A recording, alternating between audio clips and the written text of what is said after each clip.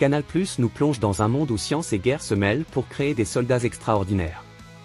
La série Les Sentinelles réinvente la Première Guerre mondiale, en nous emmenant aux côtés de Gabriel Ferro, un héros malgré lui, transformé par un sérum mystérieux et envoyé sur le front comme un soldat augmenté. Et c'est pas lui. Mais saviez-vous que derrière cette fiction spectaculaire se cache une œuvre d'origine tout aussi fascinante et des échos surprenants de la réalité historique? Remontons le fil du temps. Les Sentinelles, c'est d'abord une bande dessinée créée par Xavier Dorizon et Enrique Brexia. Publiée en 2008, elle mêle l'esthétique steampunk à un récit de guerre. On y suit Gabriel Ferro, blessé et transformé par une technologie expérimentale pour devenir un soldat augmenté. Toujours pas lui, l'univers graphique d'Enrique Brexia, avec ses teintes sombres et ses détails mécaniques, donne vie à une version alternative de la Première Guerre mondiale.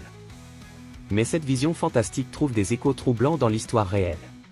Dans Les Sentinelles, le héros Gabriel Ferro devient une incarnation fictive de ses efforts pour protéger les soldats. Mais là où la fiction dépasse les limites de la science, la réalité de 1914 reste tributaire des technologies disponibles.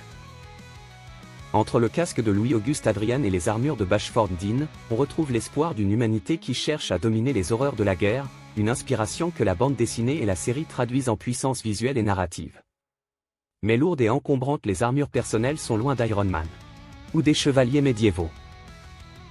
Les Sentinelles est bien plus qu'une fiction, c'est un miroir qui déforme, amplifie et réinterprète une époque où la survie du soldat était une lutte aussi technologique qu'humaine.